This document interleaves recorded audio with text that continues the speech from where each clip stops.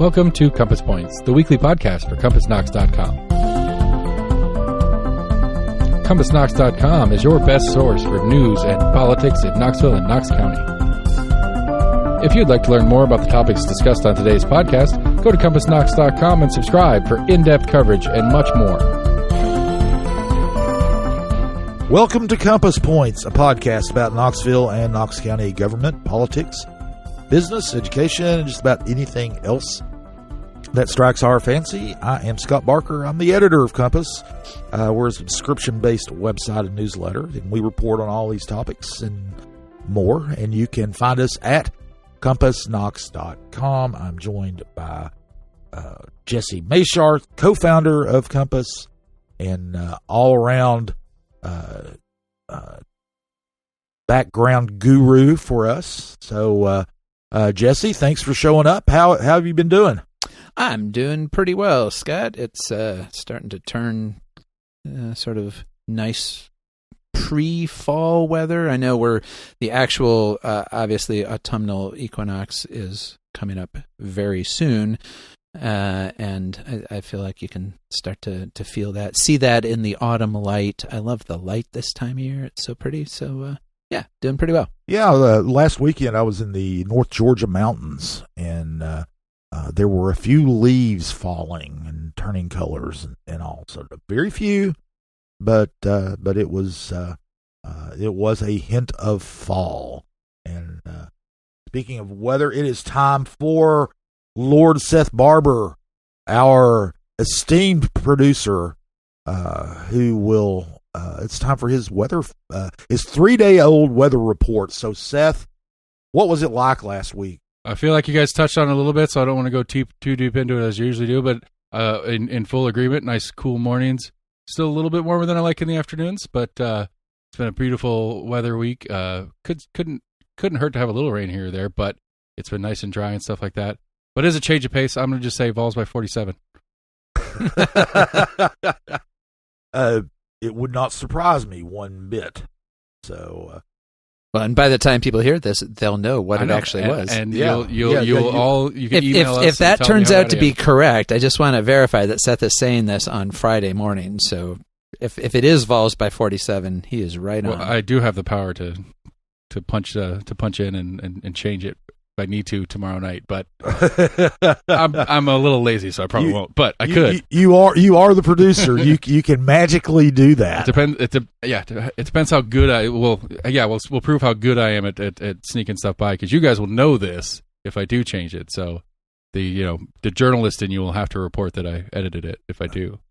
Absolutely. So we'll see how that goes. Well, all right. Well, we have quite a bit to talk about this week. Quite a bit happened.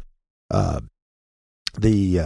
talk about step that City Council made on the replacing the Gay Street Bridge. And notice I said the word replace the Gay Street Bridge. Also, City Council gave initial approval to changes to public forum and how that's handled at their meetings. So we'll talk about that briefly. The Kim Frazier has announced she is going to run for Knox County mayor, so that she is the third Republican to announce. No Democrat has yet. So we'll look at her at candidacy and how that could play out in the race.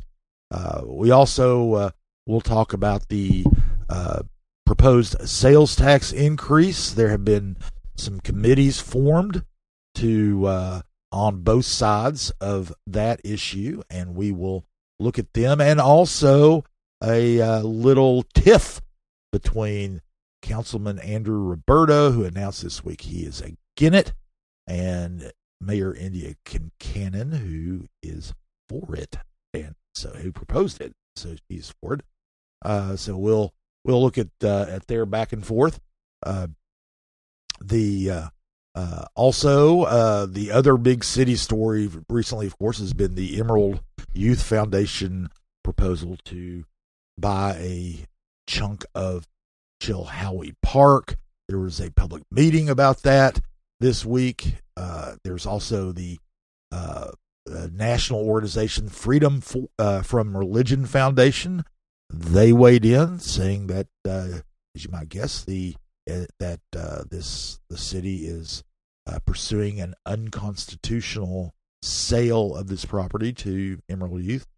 But we'll start out with that meeting, which was held at the E.B. Davidson Community Center in East Knoxville. And it was really interesting because the city was going to hold this public meeting, and it wound up being two separate meetings in the same location. Kind of a strange thing. The city's meeting, what they planned on doing was have these stations set up for people to come get information about what the proposal is and is not, talk to the people in city government. The mayor was there to talk to people as well. So there were all that was what the city envisioned. Opponents of the sale, and they are numerous and really, really loud. They have been vocal, and they have been showing up, and they did not want that type of public meeting. They wanted to have a meeting in which they were able to express their opinions about it and air their grievances and try to persuade the city to not pursue this. So what happened was the city had their meeting off to one side, and the other side, the opponents somehow grabbed a microphone, and they had their own in the bleachers at the rec center, and had their meeting at the same time. So right, you go to a public meeting, and another public meeting breaks out in the middle of it. You had a twofer. It was a 2-for-1 public meeting thing, and obviously in such a context, and really in the all these types of public meetings, nothing is decided. So, but it was a chance for those who wanted to just find out more about it could find out more about it. Those who wanted to express opinions could express opinions.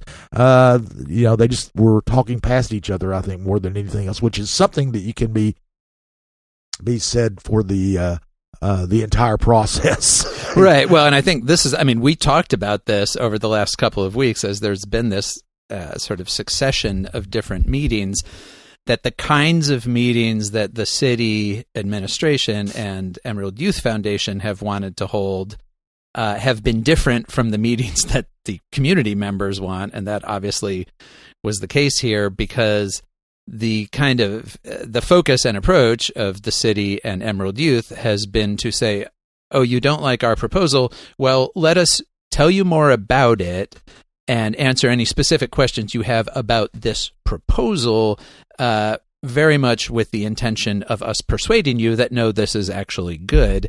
Mm-hmm. And at this point, because really this has been going on for over a month now, this kind of controversy over this issue, the people who are focused on it and showing up at these meetings, they do, in fact, I think, already know what the proposal is. Any questions they had about that specific proposal have been answered, and they are showing up not to learn more about this proposal, but to say, we've heard it. It sounds fine if Emerald Youth wants to do that somewhere else.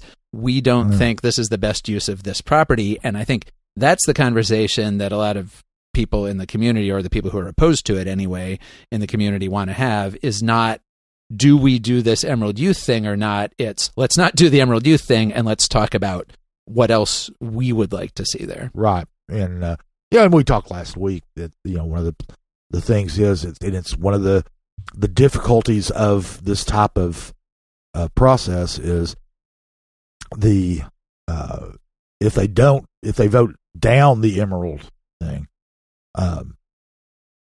there's no guarantee about what's going to happen there. It doesn't mean that, there are a lot of people who said, oh, we open it up and make it a park. No guarantee that'll happen. Right. In fact, what could very well happen, is that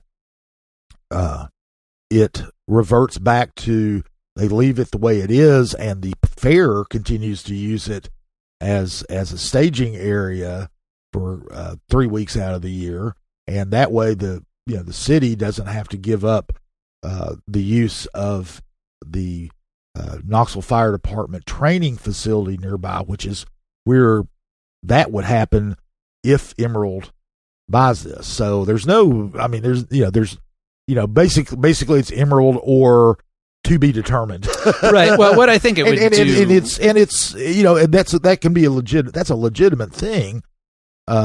It would open up a political opportunity for, we have 5 people coming on to city council this year. There will be a mayor's race in 2 years. If, as you say, if the sale doesn't go through and the city just kind of says, all right, we're not going to do anything with it for now. Mm-hmm. Obviously, there's been an interest demonstrated in the community to have something there, which will open up the opportunity for either new council members or, whoever runs for mayor in a couple of years to come forward with that and say, here's a vision for it, or here's what we can do, or whatever. So, nothing might happen in the short term. It seems likely that there would be, political reasons, if no other reasons, for somebody to step forward in the not too distant future and say, okay, let's take another look at this. Oh yeah. It is, I shouldn't say it's Emerald or nothing. What it is Emerald or keep our options open. Right. And that's but keeping our options open doesn't necessarily mean anything would happen in the next year or two. There's not for sure. In fact, I would imagine that planning there's more to developing a park than just throwing in some picnic tables and throwing down some asphalt and putting up a couple of basketball goals. There's a lot more to a park than that. So it would take planning and funding and yada yada and all that stuff. So that would be, but there is certainly a wish for that by some in the community, and who are making their desires well known. So that will be interesting. Somebody from outside the community weighed in as well, the Freedom from Religion Foundation, although they were contacted by someone from Knoxville to do this. The one of their staff attorneys, Samantha Lawrence, wrote a letter to the city. Basically, it's one of those things when you've got an organization that writes a letter and they listed all the ways that this is unconstitutional, because Emerald Youth Foundation is a faith-based organization. The letter just went on and on about how, not on and on, it's 3 pages long, but it's about in the ways that they thought that it violated both the U.S. Constitution and the state Constitution. But they never said we're going to initiate legal action. In fact, they very much so stayed away from that and said, but they basically just said, hey, just don't do it. We think it's unconstitutional, don't do it. Obviously, legal action's implied when a staff attorney from an organization writes you, but they did this before. The organization, and the organization does, they advocate for separation of church and state. That's big. Their primary thing. They advocate for people who don't identify as being religious, agnostics and atheists, and people who just don't. They really don't identify as or other religions other than Christianity for the most part. Although they would also argue that no religion should be favored at all. But they weighed in before when Emerald Youth was doing this in Lonsdale, and you were in the administration at the time, and they sent in a similar letter and did not stop the project from moving forward. I think they did have some effect in that case. I was reminded of this the other day because it's been a while, but that there had been discussion about leasing that property to Emerald Youth instead of selling it, and I don't think that the letter from the Freedom from Religion Foundation was the only reason the city ended up selling that rather than leasing it, but I think it factored into it. Where the Freedom from Religion Foundation actually did have an effect was probably going on close to 10 years ago at this point, but they had sent a letter about a Bible verse that was on the wall at Knoxville Police Department headquarters in the old safety building, raising concerns about it appearing to be an endorsement of a particular faith by the police department. In that particular case, the city law department looked at it and actually agreed and said, yeah, we probably shouldn't do that, had to take that verse down, and that was a controversy that week. But in these cases, the law department obviously is looking at it and saying, no, we think it's fine. And I think the other thing at play here is that we have had some substantial jurisprudence on church and state in recent years, and it is very clear that the federal courts and certainly our current Supreme Court are leaning more and more in the direction of allowing greater involvement, one could even say entanglement, of church and state. And so that the idea that the city could not sell a piece of public property to a religious group just because they're a religious group, I'm going to guess that's not going to fly under our current legal standards. It doesn't seem like a very strong argument. There could certainly be an argument from the other side, like if they don't sell it to them, saying that they've been discriminated against because they're a religious organization, which the city also can't do. Yeah, I think that the city has said, they didn't really comment on the letter specific, at least any specifics from the letter, standard response because of possible pending possible litigation, because it came from a lawyer. This was an advocacy group, and but they also said, our attorneys have looked into this, and it does not violate the U.S. or state constitutions. And it was interesting. This is going to be a veering off of just a touch, but one of the things that the Freedom from Religion Foundation attorney brought up in this, and a couple of times in the letter, was the appraisal. And a lot of people have questioned the appraisal. A lot of people locally have. They questioned the appraisal. They said that it was below market value, and that that was showing favoritism and to Emerald Youth as a religious organization, and that it would be a benefit to them. So I started looking into this. The one thing that some people brought up in the letter, people have brought up in discussions, is that basically you can't trust the appraisal because Emerald Youth Foundation is the one that paid for it. Well, the buyer always pays for the appraisal. That's standard real estate practice. And so, there was nothing unusual about that at all. The other, and so the appraisal came in. Now, the appraisal was for $850,000. Emerald actually, when the RFP was granted to them, and then they started negotiating, as you do. RFPs are unlike bidding. You get, if a respondent to the RFP, they get selected, and then you negotiate the details. Emerald actually proposed the city pay them $600,000.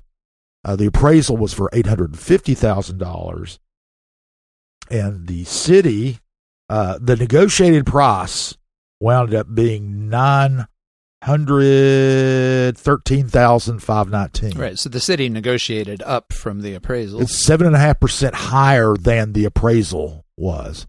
And one thing that the appraisal makes very clear is that they can only appraise the property based on what can be built there now.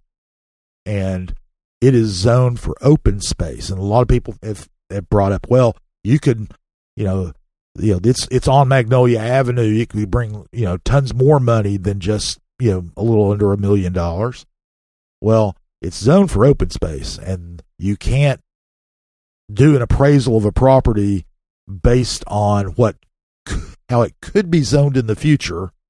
Like you can't appraise it as it would be valued if it was commercial property, which would obviously send it way high. It is open space, which is what Emerald Youth would keep it as. They wouldn't seek a rezoning, because what Emerald Youth has proposed would fit in open space. That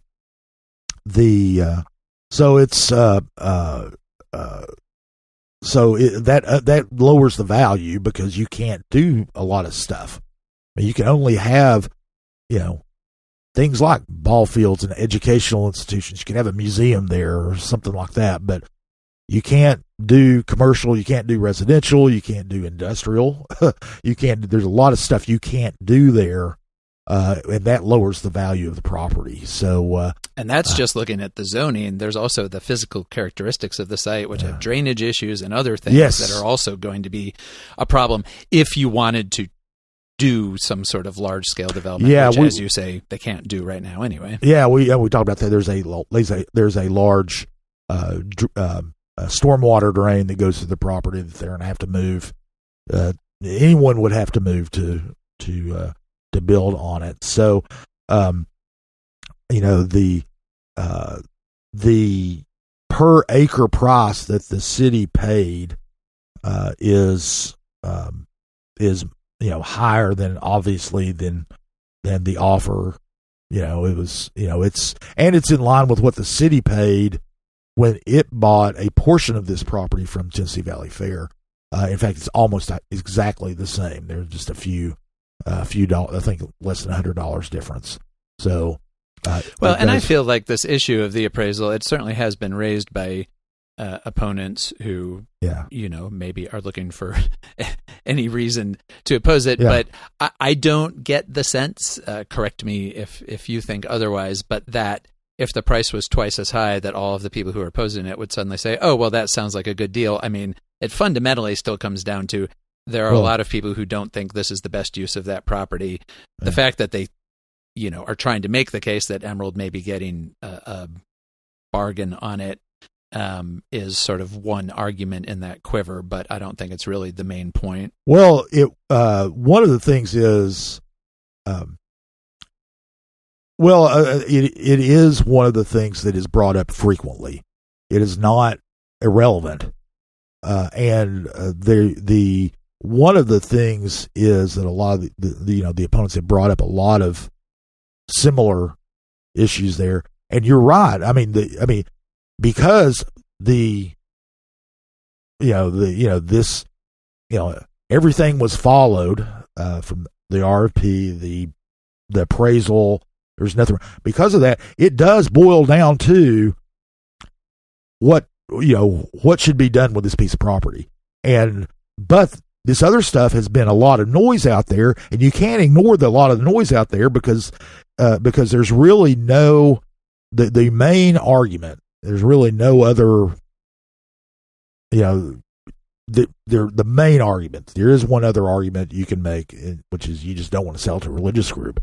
But the main thing is, what do you want to, what should be done with this property? Yeah. And that is that, the rest of the stuff. And one of the reasons I've covered all this stuff and written about it is trying to say, okay, this really is, or this is an issue. This isn't an issue. This is, this is where we're going. And basically it boils down to, what do you want done with that property? And, I think that, city council is divided on this. I think that that the administration did not do a good job getting them on board before presenting, before telling them they needed to vote on it. They also didn't do and they've admitted they didn't do a good job of getting out and getting more input from a broader section of the community. They and I've talked to several people who said that a lot of the people who live in the Burlington area where this is are really enthusiastic about it. But Chilhowee Park is a park for the entire city, not just for the people that live near it, and so it's going to be. I think right now, it's an uphill battle for Emerald Youth to get this approved, and that's going to come up not this week, but the September 30th council meeting next week. They will have a meeting on the 30th if it doesn't get postponed again. Right, it could get postponed again. It's already been postponed twice, and but it's also one of those things where just about everything that can be said about this has been said. Right. They've had the public meetings. They've whether they may be at a point of diminishing returns and continuing to try to sell the project. Yeah, on both sides. I mean, the administration is not going to gain anything by trying to sell it to the people who are skeptics. The people who are skeptics aren't going to gain anything. They're not going to change too many minds at this point by saying, hey, this is a bad idea. They've made all those arguments, and so the only reason that you can imagine them postponing again is just people on city council not wanting to actually have to take a position on it. Yeah, that could be very, very, very true, and a lot of times. Council members do kind of shy away from these controversial decisions because they know they're going to make a good number of people mad. Either way, so there is that possibility they will delay it again, but there's really no need to because everybody's had their say, and at some point, you have to imagine that they're going to say, well, we've got to rip the Band-Aid off, whether it's for or against the project. So,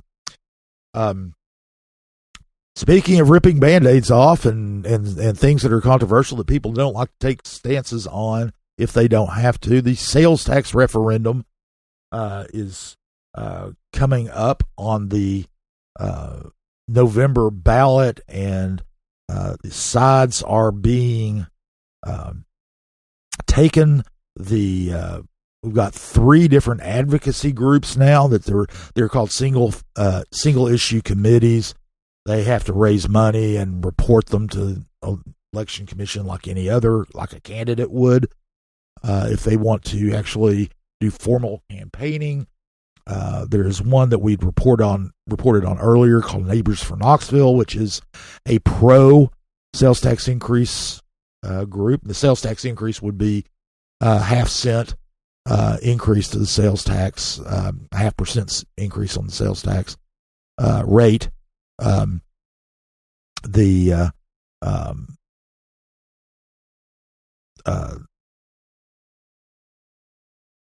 It would generate $47 million in revenues. The administration has proposed.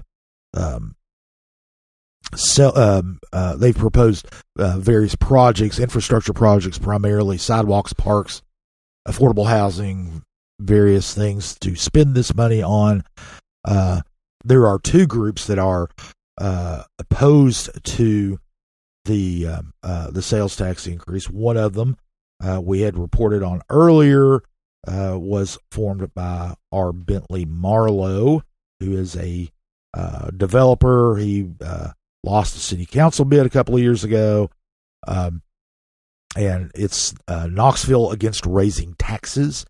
Marlowe is going. He said he's going to do yard signs and social media stuff, the typical things you do with a political campaign.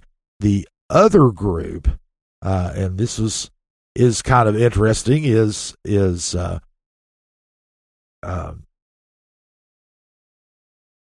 keep Knoxville affordable.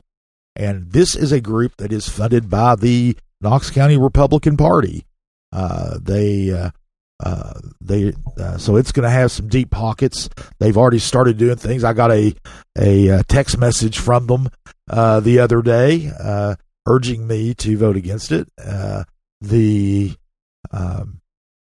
they won't really. I tried to talk to Martin Daniel, the GOP chair.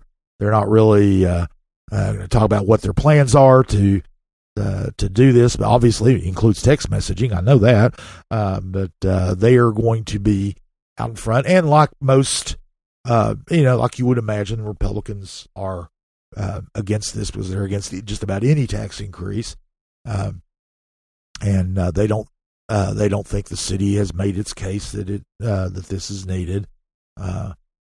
One thing that was kind of humorous about their website is they have a lot of things on there they don't like about what the city has done. Of course, Kincannon is a Democrat. It's a blue city, so there's all of that. So the art sculpture and Cradle of Country Music Park is a right. They're using that as an emblem of their campaign against it. Well, so is Marlowe. I mean, just about anybody is who wants. You can. It's kind of the whipping boy of. For government spending. Anyway, the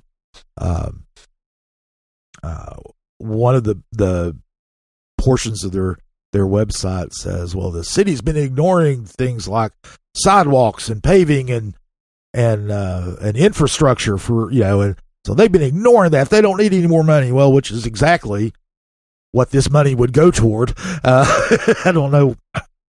But things like that isn't going to stop either political party from making the point they want to make. That's right. They just need to cut out the waste. Yeah, cut out the waste, and then you can pay for anything you want. That's the standard line. Oh yeah, and so those groups are going to be out there. Of course, we've talked about before. And it really sitting city council members and city council candidates. Most of the city council candidates have come out against the sales tax increase, or a couple who are either for it or haven't said. But one of the things, and it's funny because this is a referendum. No one's vote, no one's vote counts more than anyone else's.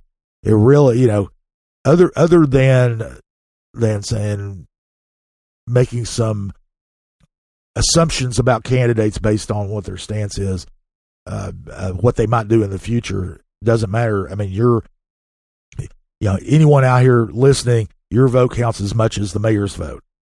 Your vote counts as much as your city council member's vote. If there are two people in your household, you outvote the mayor. You outvote a city council member. You outvote anybody, any one individual person. So it's all, that's what referendums are. And so,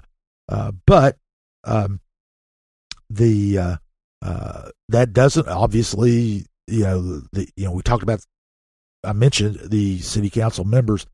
When city council voted to put this on the ballot, most of them did not say whether they were personally for it or against it.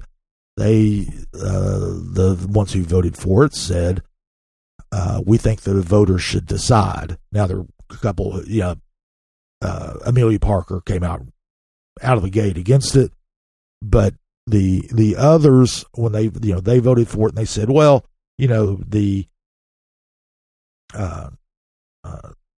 people should decide. We're going to put this on the ballot. Let them decide. And this last week, Councilman Andrew Roberto, who represents West Knoxville, came out and posted on. He's got a blog. He posted on his blog that he is against the sales tax referendum. He's going to vote against it. And he voted. He was among those. Who he was among those who voted on the ballot. Yes, he was among those to put it on the ballot. And he gave a couple of reasons. One was that that there's no guarantee that they're going to spend the money in the future on what the administration has said. The administration has a plan they put on their website of some specific projects, some generalized, about how they're going to spend this money over the next 5 years. As I said, it's $47 million a year over 5 years, and it's supposed to go toward sidewalks and greenways and parks and facilities and affordable housing. And each district gets projects. Then some are going to be to be determined. They, for instance, the sidewalk projects are all going to be around schools. They've identified exactly where those are going to go, and they're on the website. The affordable housing thing can go anywhere in the city, and they don't know till somebody proposes affordable housing where that would go, but they've got the money set aside if this passes. Roberta says, well, there's no guarantee, and there's not. I mean, city budgets are good for a year. Right, and this money, if it passed, the money would just go into the general fund where all of the rest of their tax revenues go into, and then that has to be allocated every year by the mayor and city council. And you can't there are circumstances where you can encumber future councils. For instance, by ordinance, the city council has to approve 2.5% pay increases for all city employees. Well, that is a requirement, but council can also rescind that ordinance anytime they want. A new council could. So you can't do that anyway. One of the other things that made this kind of interesting is Roberto has been on other issues, has pretty much supported the mayor's initiatives the entire time they have served together. He was already in office when she was first elected. His second term ends this year. Kincannon's ends 2 years from now. He's been generally supportive, sometimes vocally so and enthusiastically so. And this was a big break.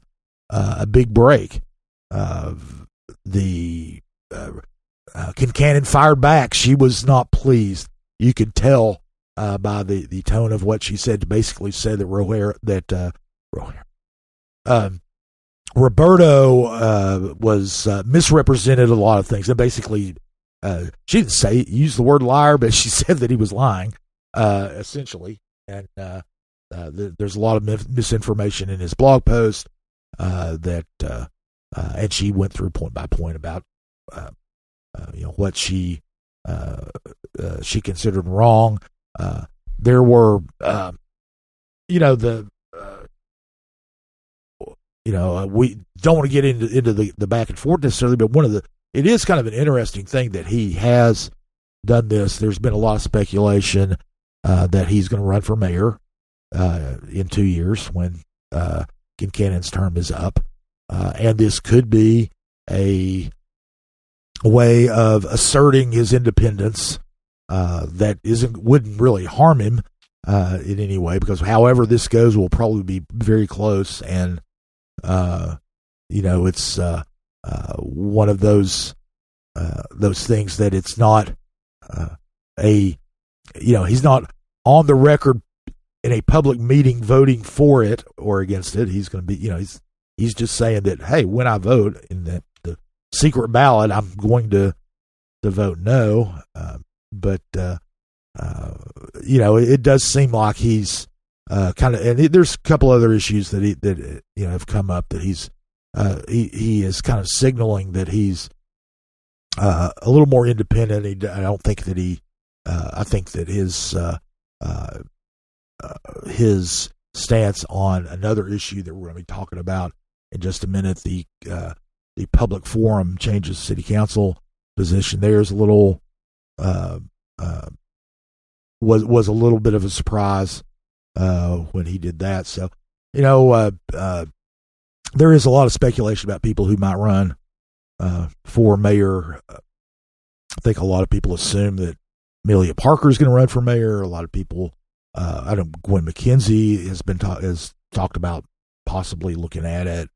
So it's so some of these council members are kind of looking at the possibility of what they're going to do 2 years from now, rather than just what's happening on their plate now. Yeah, and this, like, Kincannon is getting toward the second half of her second term, and so you always kind of run into the lame duck issue where, as everybody knows you're going to be departing, your clout as a mayor tends to diminish over time, and that is combined with the Kincannon administration trying to do some fairly significant things here. We talked about Chilhowee Park, and that's a big issue for them to be taking on. The sales tax increase is obviously another one of those. And so there's the natural thing where her clout kind of diminishes, and then that gets compounded by if people are planning to run in a couple of years or just want to keep their options open, that comes into play too. If I were Kincannon, the bad signal that I would take from Roberto's is not just that, maybe he's thinking of running for mayor. Yeah. It's that maybe he's thinking of running for mayor, and he is looking around at the calculus and what he's hearing and seeing, and is thinking that the sales tax proposal is not popular, is maybe not going to pass, and he doesn't want to be tarred with that. Yes. And so that's the really bad signal, I think, for Kincannon, is that whatever political calculus Roberto's doing, he has decided that this is the better position for him to be in, which, if you're, none of us know how that vote's going to go in November. But I wouldn't take that as a great sign if I were the mayor. Oh, no, not at all. And you don't know what a lame duck council member, because his term ends soon. If he's not going to run for anything else, he can vote however he wants. And how much clout, obviously a majority of voters have approved of him as a council member the last 2 times he's, the 2 times he's run, but how much clout does he continue to have when they know that he's, are the people who voted for him going to follow what he says? I mean, that's, obviously that's why people endorse one another and that sort of thing. So that will be interesting. I do think that the administration, if it fails on both of these issues, the sales tax referendum and Chilhowee, I think that really would hamstring them moving forward. I think it would. I don't like to actually come out and call somebody a lame duck, but it could be. The mayor would definitely be limping into her last 2 years. It's funny. I would when I was a reporter at the News Sentinel covering Victor Ashe's last term. I went into their office, the lobby, the reception area of the mayor's office. I didn't get to go in the inner sanctum very often when Victor was there, but the reception area. And previously, when I'd been in there, this was at Christmas time. Previously, when I'd been in there, there had been, you could not walk through there without knocking over a Christmas card.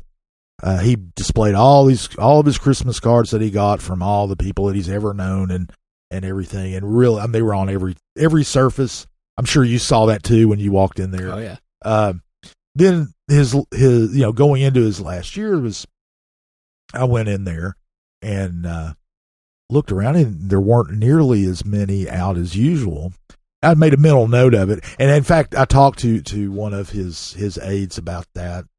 He said, "Well, you know how it is when you're your last year of being a mayor." And yeah, and and I kept that in the back of my mind, because later on I wrote an article about how Ashe was becoming a lame duck, and used that as an example. Victor was very upset with me. I can imagine.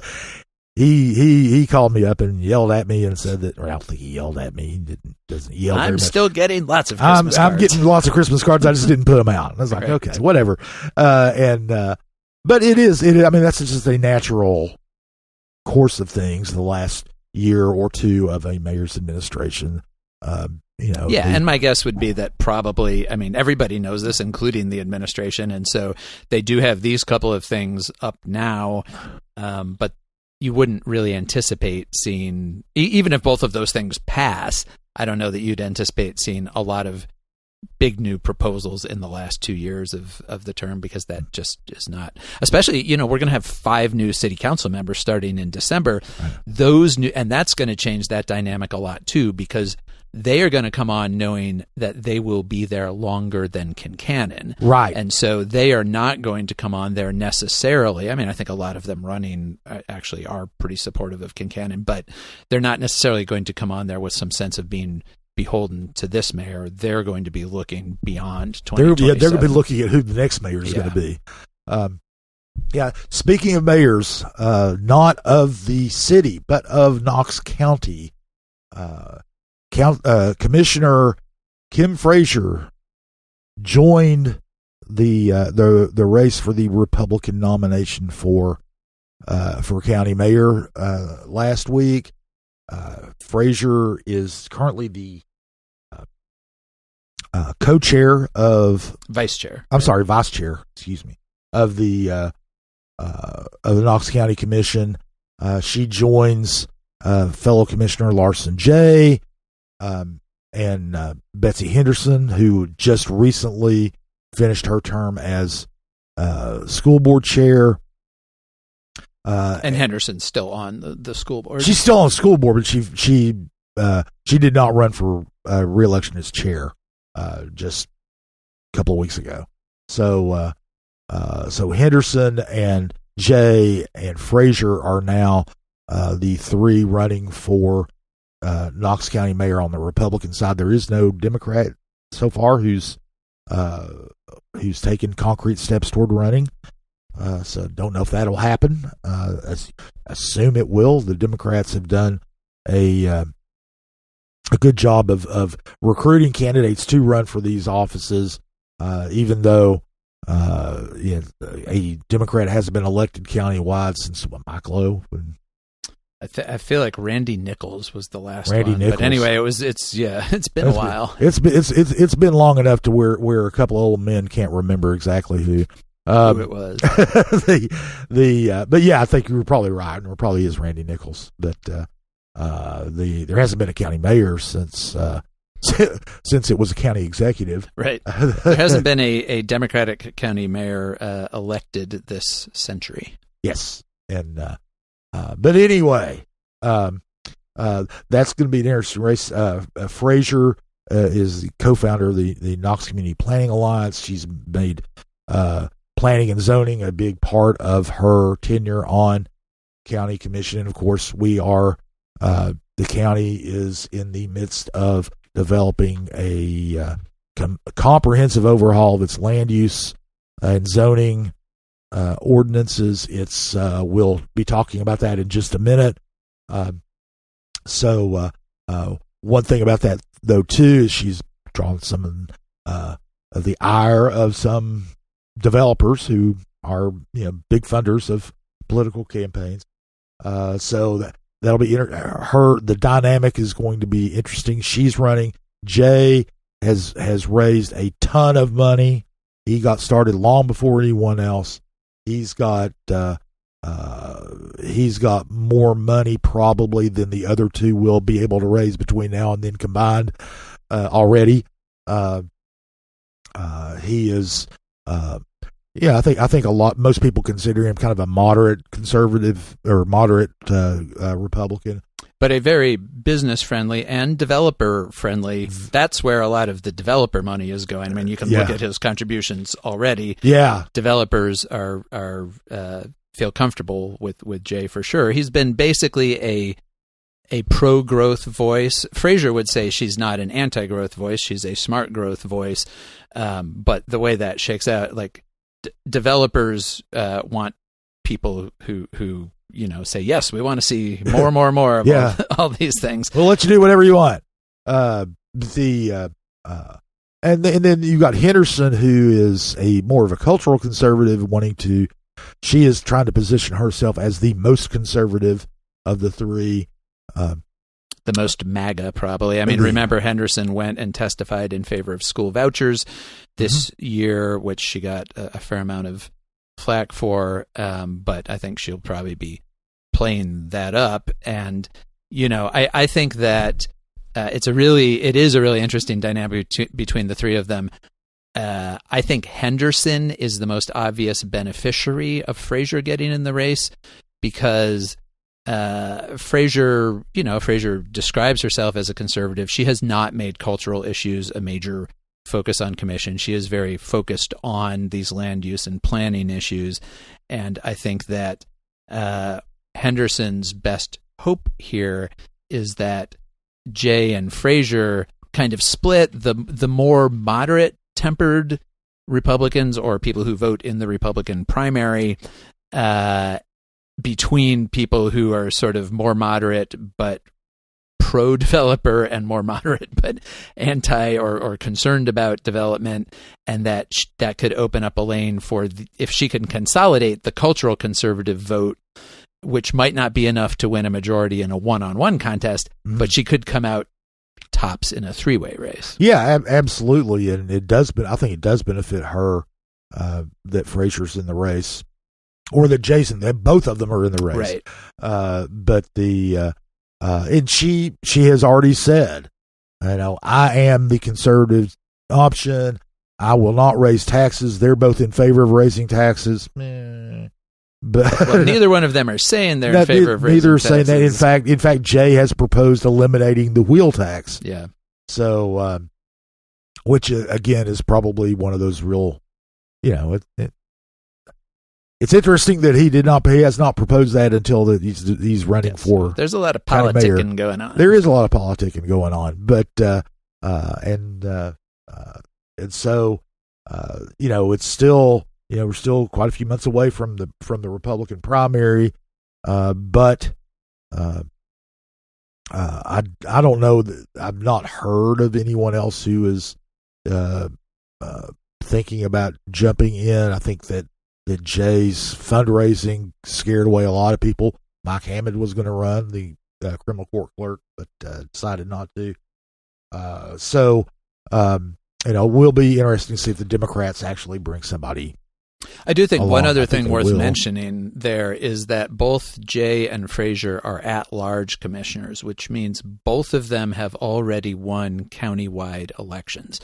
That doesn't guarantee anything for anybody's performance in the future, but that puts them in a different category than Henderson, who, as a district rep on the school board, she's been elected out of Hardin Valley, and she has not run or won a countywide race the way the other two have. Yeah, and if nothing else, they both know how to run a countywide race because it is different from just running in your district, and I think that does give them somewhat of an edge there, but it's not. They've got experience doing it, but it's not rocket science. I mean, you can, if you get the right people on your team, then you can do just fine. People do all the time, but I do think that familiarity, the one thing is they just both know people in other districts in a way that people who haven't run countywide know people in other districts. That's the same goes for the city of Knoxville, especially once the city's new way of electing district representatives goes through, where district representatives don't run citywide in the general election. In 4-6 years, the at-large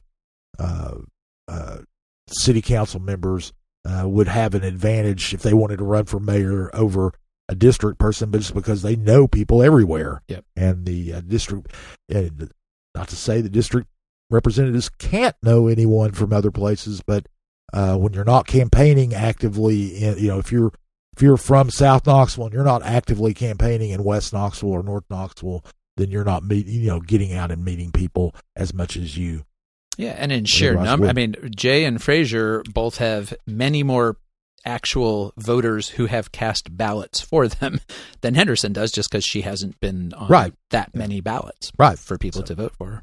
So that is, it's the way of politics in our community.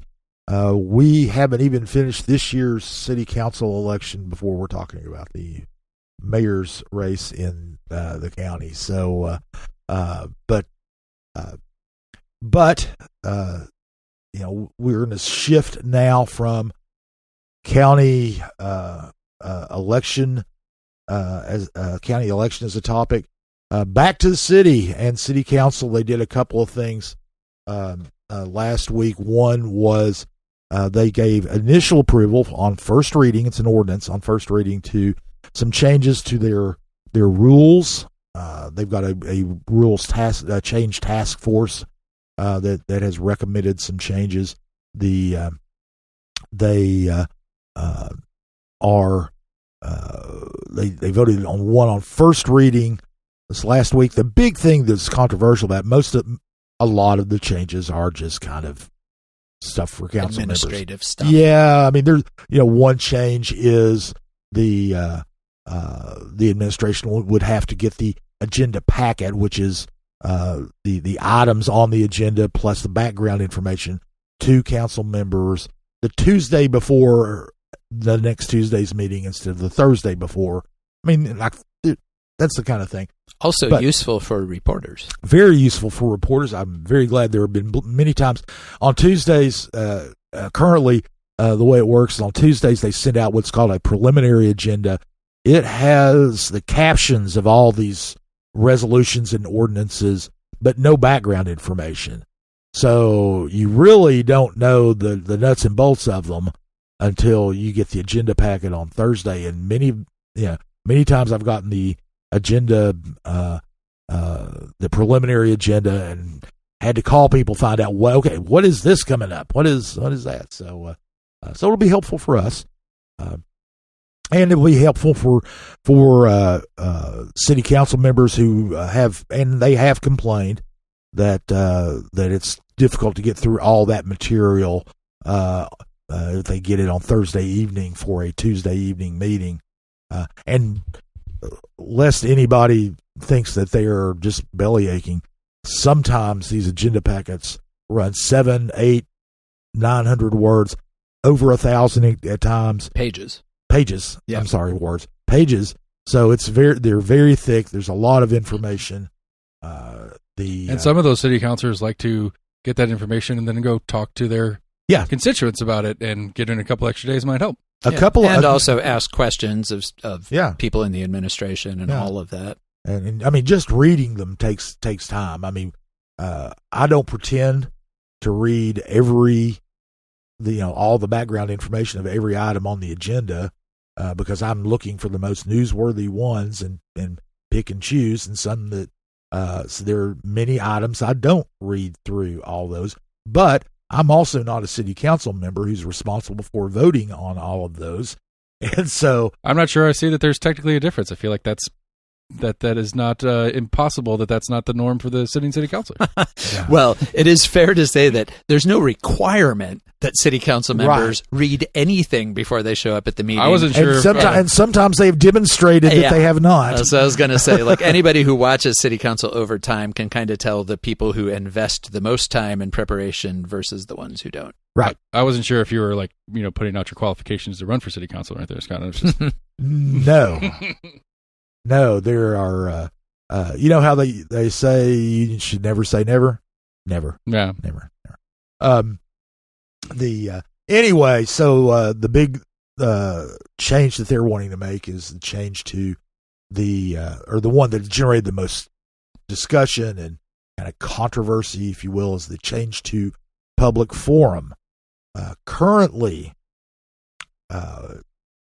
on City Council has every agenda item the public can speak to, and then there's a public forum at the end where they can speak to on any topic they want. You can go there at the end of the public forum at the end of the meeting and you can talk about how the moon landing was a hoax if you want to. There's no thing, but or you can address an agenda item during the course of the meeting. Those are currently you get 5 minutes to speak. There's no limit to the number of agenda topics you can speak on, which was a rule that was actually flouted a couple of years ago on by some protesters, which really truly I think annoyed council members on this and might be played into this change. And then at public forum at the end, you're limited to 5 minutes, and supposedly the overall limit is 30 minutes, which would mean 6 people could speak. But that is typically skipped, or they typically suspend the rules and allow people to speak longer. The new proposed rules would reduce the amount of time that you are able to address the each time you're to address the council to 3 minutes. So it goes from 5 to 3. You can only address 3 agenda items per meeting. You can't address all of the agenda items, so you would only address 3. Now, that does not apply to zoning and land use issues, but it does apply to everything else. And public forum at the end is still a 30-minute limit overall, but you would also be limited to 3 minutes each, which would increase the number of people who can speak from 6 to 10, but they can speak for less time. So that's the kind of change that could be coming down the pike. There was some opposition to that.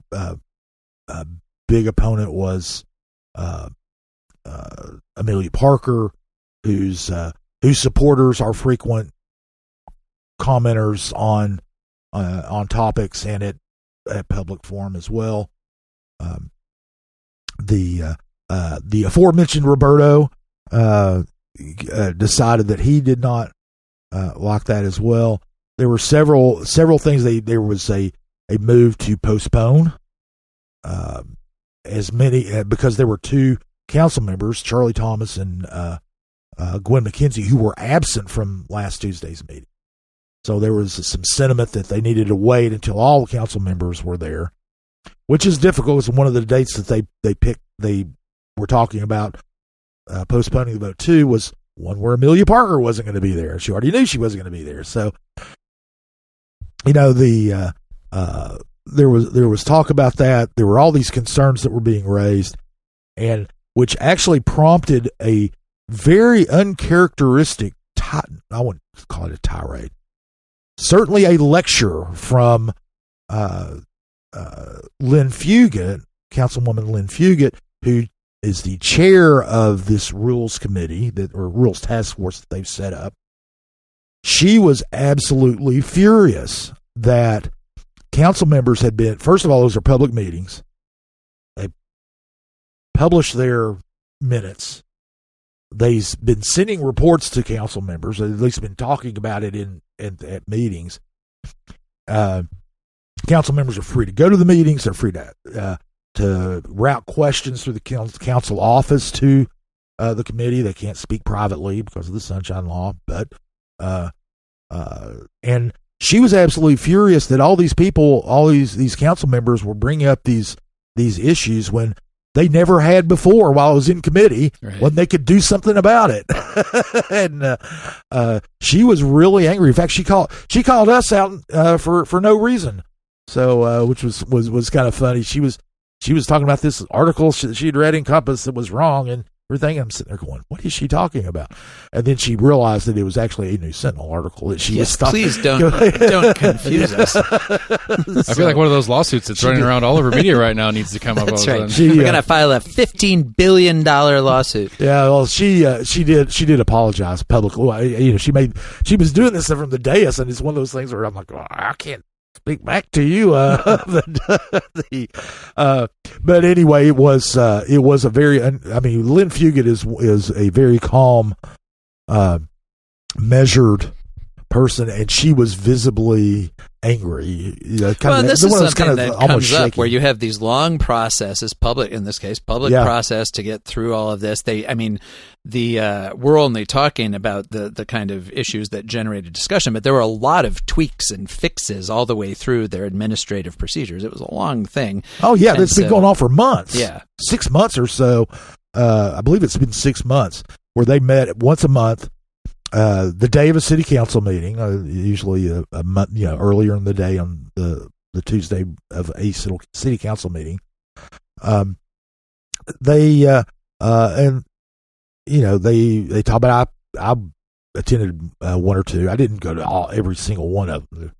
If we went to every single meeting that there was, it'd be insane. But there were plenty of opportunities for council members to talk about.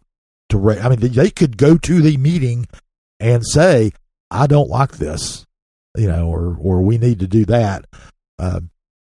As a member, just like any other member of the public can do, and they also were much more familiar with what those discussions were going to be. If there was a council member who did not know that they were going to be considering changing public forum, then that council member is derelict in their duties. And I do not say stuff like that very often, but that was one of the reasons to do this. So they knew that was going to be coming up, and Lynn Fugit was really, really angry that nobody, mentioned something until it came up to a vote in the commission meeting. Council meeting. I feel like these wrangles over public forum are just sort of endless. I mean, I don't know how many discussions I have sat through in different public bodies over the years where they've talked about making changes to public forum. Often those proposals come after there's been some big blow up and you've had big meetings where tons of people come and the meetings go past midnight and that kind of thing. But in recent years, some of this came out of the pandemic and the very rowdy public meetings that happened to some degree during that. But the school board in recent years has made that change. They've gone from 5 minutes to 3 minutes. County commission, I think, is still set at 5 minutes, but commissioners have the option on a meeting by meeting basis. And if they have a bunch of people signed up, they will go ahead and limit it to 3 minutes. They've done that several times. And I just think there's just always this back and forth. And I understand, as somebody who has sat through a gazillion public meetings, like public forum can be annoying if you're on those bodies and you have to, or if you're a reporter covering the meeting, and you have to kind of sit there and listen to, in some cases, people kind of making the same points over and over and over again, or making the same points they made at the last meeting. Like, it can definitely, like when you're sitting there at 9:00 at night and you really just want to go home. On the other hand, of course, these are public bodies, and there is actually now another legacy of the pandemic. There is a state. There didn't used to be any requirement to have public forum. Now there's a state law that does require public forum during public meetings. It doesn't they don't say how long you have to let people talk or anything, but they do have to do it.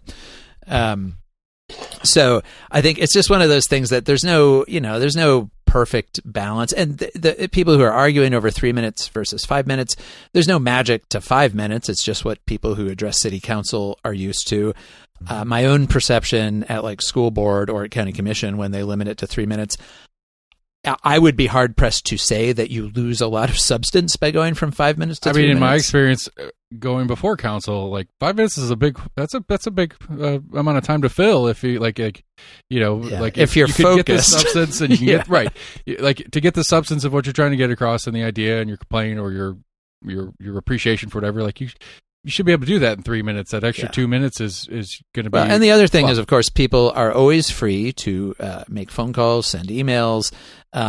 One thing people will do is sometimes send like a long letter detailing a lot of stuff, and then they will come and speak at public forum and say, I sent you this email. I want to make sure you saw it. There's more details in that, but here's the gist of it. So, it's a balance. And in general, you're always going to have, especially your more dedicated public orators will always want more time and want to be able to speak on more issues.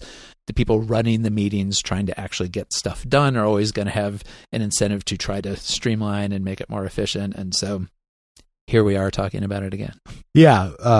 And they did end up passing this on first reading. The concern about the members who were not there, of course, they're going to be there for second reading. We assume they were going to be there for second reading. So that was kind of a reason that they went ahead and voted on it.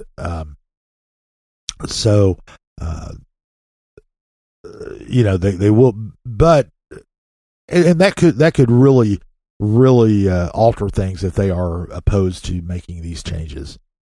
But I do think that if anything else, I think that they will go back and look at the minutes of the task force's meetings now to see what what they may or may not like about it and what happened there, because that was the Fugit's message. I don't know if they'll heed it, but I mean, in one thing too, that if you went to those meetings, if you paid attention to what they were doing, one of the things that they did was they had an intern from the Baker Center that Bill Lyons, who was worked in 4 different administrations and is as at the Baker Center. He is on the task force, because it's not just a council task force; it's council members plus people in the public. He's on the task force. He arranged for Baker Center Baker School Public Policy and at UT. Their intern researched what public bodies in Tennessee and beyond Tennessee do for public forum, how they handle those, what the laws are, what the customs are, what they do, and they came up with, I think, with that 3-minute, that's what most people do. It's 3 minutes. And now I think one thing that could end up changing is the limit to 3 agenda items. I think that while that is rooted in the experience during the Palestinian Israeli protest meetings that went on, people would get up and there was a the agenda item was a contract for a sidewalk or something, and they would start talking about that and then veer into the Gaza war and things like that, and so that was this is pretty obviously a pushback against that. That doesn't happen very often, and most people do speak on only 1 or 2 issues during a meeting. So that's something that I could foresee possibly going by the wayside on second reading. But anyway, that's something that we will follow in next time when they meet next week. Now the other thing that happened, or another thing, there plenty of things happen at these meetings. We just don't get, some of them are more important than others.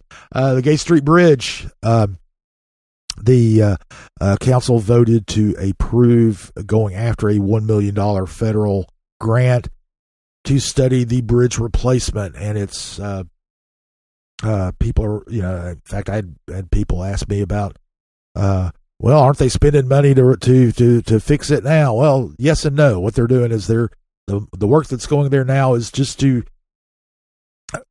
stabilize it enough to where people can walk or ride bikes across it. It will never, according to engineers, it will never carry vehicles again, other than the current structure that's there will not carry vehicles again, with the exception of the occasional emergency vehicle. It is considered unsafe. I have seen the photos of the steel of the structure, and I would not drive across it. I would not allow anyone that I care about to drive across it. I would not want my worst enemy to drive across it. It is me. Sweet. Yeah, that covers you, Seth. But no, it is a vehicles can't do it. So what this money is going to do is it will go toward, obviously they would be paying a consultant engineering firm probably to look at this to see what they can do to replace it. And when I say replace it, that means, and to make this very clear to people, a lot of times I don't think people understand it.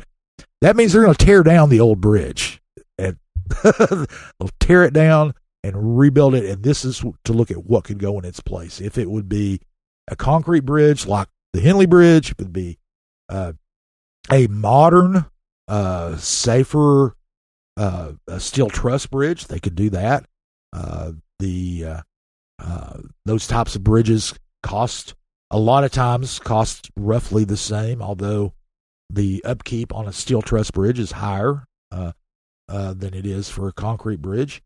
But they're going to look at that. There could also be a finding that, hey, you can't do anything. I mean, one of the issues with replacing this bridge is it really doesn't handle handle a lot of traffic. It only handled about 7,000 cars a day, which is not much. You probably get 7,000 an hour across the Henley Bridge. Right, so, because the Gay Street Bridge is really kind of local traffic going back and forth from South Knoxville to downtown. And only a portion of South Knoxville. Yeah, right. It's the, now, especially now the South Knoxville Bridge is in, it really serves primarily, not completely, because I don't want people from South Knoxville to say, you don't know anything. I lived in South Knoxville. I know, I do know a little bit, but it primarily serves the old Sevier area. Mm-hmm. Which is the area that's had big redevelopment. I mean, it's a very busy area now, and so you can see an argument for having some more direct access there than making people go across either Henley or the South Knoxville Bridge, which really are these. Although the South Knoxville Bridge is probably going to change in the future as well, but it is like it's a very direct route from that riverfront. Riverside district there that's growing up along Sevier Avenue. Yeah, and of course you don't know how. One of the things is they're going to have to get money from either the state or federal money routed through the state to build a new bridge. And you got to remember that the federal engineers or the state engineers who look at this don't see the wonderful old structure that was built for horses and buggies that we do. What they are going to look at is traffic counts, and they're going to look and see that, there were only 7,000 cars a day that went over that. And the South Knoxville Bridge is probably, I don't know what the traffic count there is, but just from driving across it on a frequent basis, it's underutilized too. It has unused capacity. I think the challenge there is that it's not super easy to get to that bridge from downtown. But I know we have that problem, but the engineers and the bureaucrats who make the funding decisions, who have never been to Knoxville, look and see, oh, they've got 3 bridges right there at downtown, and 2 of them were underutilized. Yeah. That's what someone else would see, and who is not from Knoxville, who does not know local traffic patterns, who does not know history, and those are the people who make the funding decisions, and so that could play into it. I'm not saying it will. Nobody tell TDOT or the feds that down on Sevier Avenue sometimes they have drag shows. Ooh, no. If they find out that you want to build a bridge to make it easier for people to get to drag shows, that's going to be a whole other. We don't want to go there. This is a family show, Jesse, and you're bringing up drag shows. We can't have the children exposed to words like that. Anyway, that is pretty much all we're going to talk about from last week. We've exhausted those subjects. There's a lot we missed. If you want because there's a lot that happens here. You can always subscribe to Compass, CompassKnox.com. We get stories on the website every day, weekday. Every weekday you get a newsletter in your inbox in the morning to kind of update you on more. So you'd find out about these. You would already know about these stories and more with a subscription to Compass. Anyway, next week we is going to be a really busy week. First of all, the main thing that's going to happen is county commission is meeting, but one of the main things they're going to do is get a presentation from the county's consultant, Orion Planning and Design, on the Unified Development Ordinance. And basically what that is zoning and land use decisions like stormwater and subdivision regulations, all those things, they're all going to be rewritten. Everything is going to be rewritten. Look at this as Recode Knoxville on steroids for the unincorporated parts of Knox County. And this is the sort of final, most granular stage of this multi-year countywide planning revamp that the county's been doing the last few years. Yeah, that's called Advance Knox. They have had the growth policy plan, which is state mandated. They developed it. They had the comprehensive land use plan, which gives broad outlines to what types of development would go in which areas. This will be is where the details come in. Things like there. For instance, that plan has residential. This is going to be where residential growth can go. This ordinance that they're drafting now will say what the densities can be, the number of houses that can go in a particular residential zone, the setbacks they have to have, the regulations on subdivisions, whether there's one, they really encourage this now, but it's not codified, is new subdivisions are encouraged to have little basically dead-end streets or cul-de-sacs where a subdivision that is built next to it could also have one and they could connect, and you wouldn't have to just go be one of these situations where you have to go out on a main road and go from subdivision to subdivision to visit your neighbor who lives basically right behind you. So it's so all these specific granular decisions will be made with the Unified Development Ordinance, and this week, and it's full of meetings.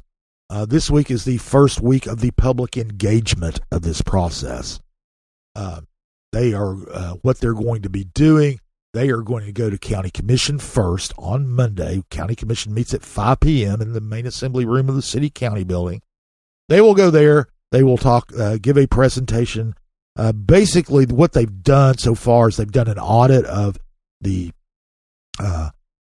current laws, the current ordinances, and how they interact, and where gaps might be, especially gaps between the comprehensive land use map plan and what the current zoning actually allows. And so they're going to talk about what that audit has found and solicit some public input on it. Now, what they're not going to have is they're not going to have a draft of what this ordinance is going to look like yet. That comes much later. Right now, they are wanting to get input and feedback on kind of what people would like to see in that ordinance. And so if you have some very definite ideas about what subdivisions should look like, that's what commercial zoning should look like, what uses should be allowed in various places. This is your chance to be heard, and boy, you'll have several chances. The county, they're going to be making a presentation to County Commission on Monday.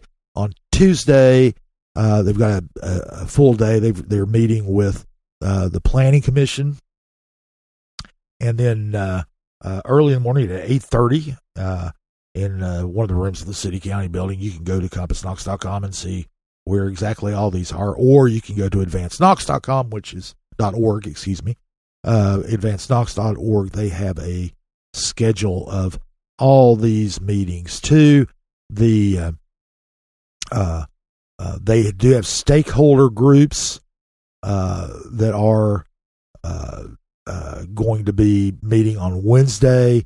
There's a technical advisory committee and a community advisory committee meeting. They're going to be meeting all through the morning on Wednesday at New Harvest Park, where the public can really get involved. They're going to have 4 open houses, and what these formats are going to be, don't want this to be a situation where like the city had, where you end up having 2 public meetings. This is what they're going to be doing. They're going to be having stations set up for different parts of the ordinance and different things you would want to consider. You can go there. You can find out about what they're going to be doing. There will be a chance for you to have input into what you would like to see. You can talk to people. The representatives from the county will be there. Representatives from Orion, the consulting group, will be there.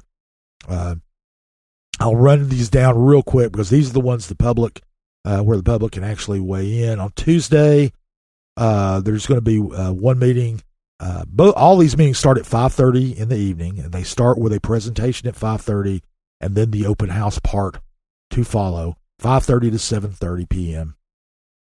On Tuesday, one will be at North Shore Elementary School on Thunderhead Road. Then also there will be one at Rita Elementary School on on Washington Pike. Those are going to be the ones that are on Tuesday, 5:30. Thursday at 5:30, there will be a meeting at Powell Middle School in Powell, obviously, and another one at New Hopewell Elementary School in South Knox County. Those are the locations for those. If you want to go, and again, this applies to people who live on businesses, are concerned about development in the unincorporated parts of Knox County. This does not apply to the city of Knoxville, does not apply to the town of Farragut.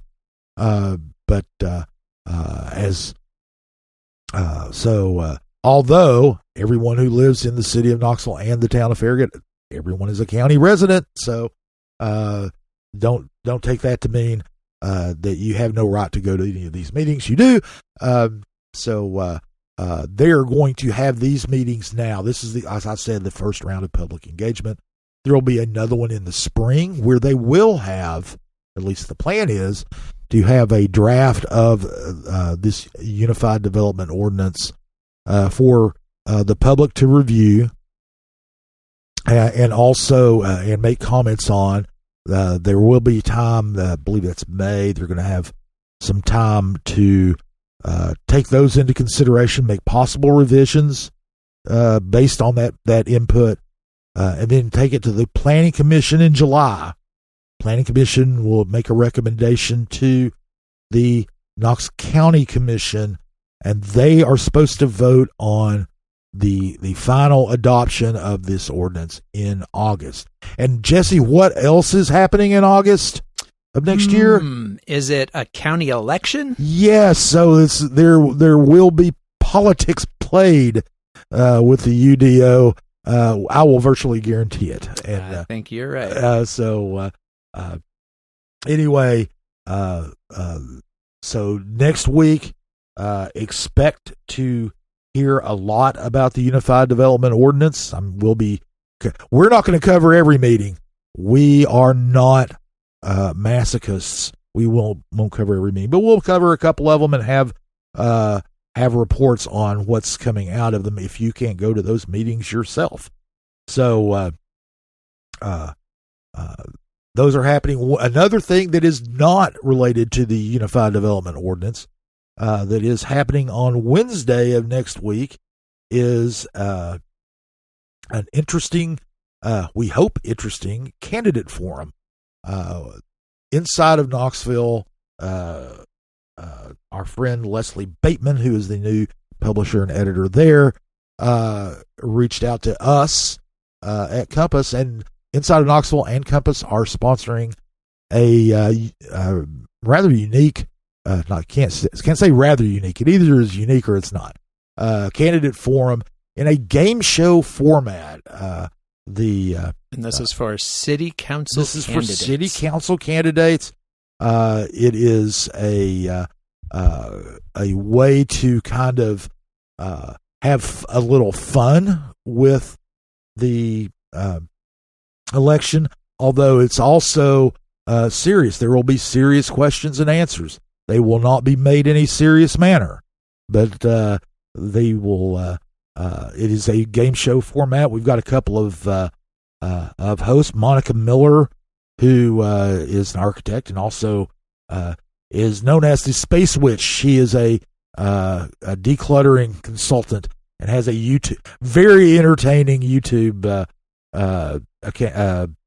channel for Space Witch. Anyway, Monica Miller is going to be one of the moderators slash MCs for the evening. The other is going to be Jarius Bush, who is better known as the rap artist Jay Bush. He will be performing as Fourth Good Jenkins. Not sure about that name, but I'm sure there's a good reason. Maybe he will explain that. But anyway, they're going to be the moderators. They will guide the council candidates through some things. Like there's going to be from the game show, the hot ones. They're going to have to eat some hot chicken wings and then give a stump speech for a couple of minutes. There's going to be a round about to test their knowledge about the city budget based on The Price is Right. You know, there will be a question, and whoever gets closest to the exact budget figure or some such nonsense without going over gets a car. Did they get a car? No. Nobody gets a car. Do they at least get a goat? If you're closest without going over, you might get a vote or two. That's right. the thing. And there's going to be a wheel of fortune for policy questions, things like that. Like I said, they're going to be serious questions. There's going to be fun. There's not really a gotcha moment. I'm sure there will be questions they will not know the answers to. And hopefully this will also be a learning experience for them. But this is just a way to go and have fun. Kids can come, very kid friendly. It's going to be at Kearns Food Hall in South Knoxville on Chapman Highway, just across the Henley Bridge. And it's going to be at 6:30 p.m. on Wednesday. There's not going to be a real winner declared or anything like that. But it is just a way to find out more about the candidates and humanize them too. I mean, one of the things is in the generally speaking, candidate appearances, whether they're speaking to a civic group or they're at a candidate forum or whatever, there's very somber, serious affairs. Serious, politics is serious business. We certainly take them seriously, but this will give give voters an idea of kind of what these people are like, what their personalities are like, those kinds of things, while answering some policy questions. So once again, that's going to be at Kearns Food Hall in South Knoxville, Wednesday at 6:30 p.m. We hope that lots of people come out for that. And credit to Leslie Bateman for thinking creatively about how to approach this whole question. Of Leslie forums. Leslie was great. She's the one who, as I mentioned, she reached out to us. Lord knows I'm not creative enough to come up with something like this.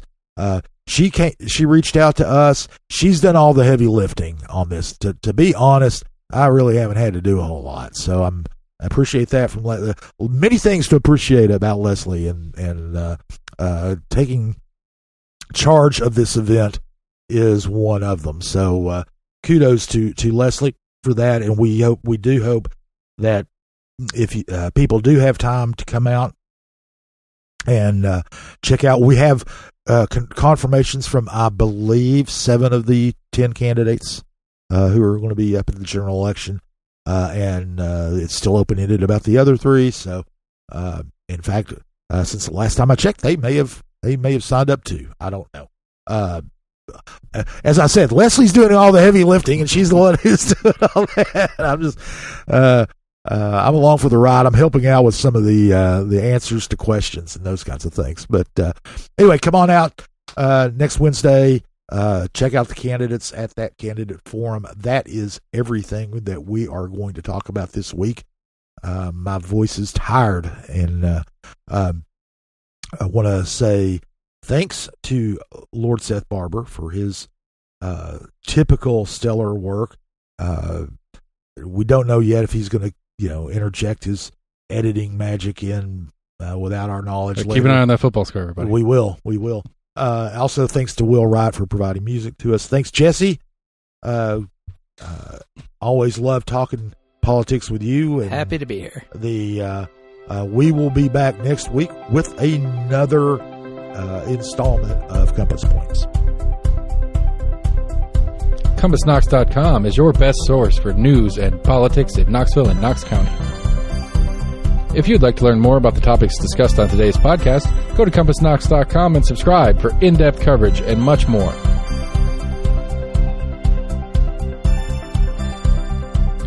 And many thanks to William Wright for composing our theme song. Compass Points is a partnership of Barking Shark Media and Barbarian Productions, and recorded by Lord Seth A. Barber at Barbarian Studios, Knoxville, Tennessee.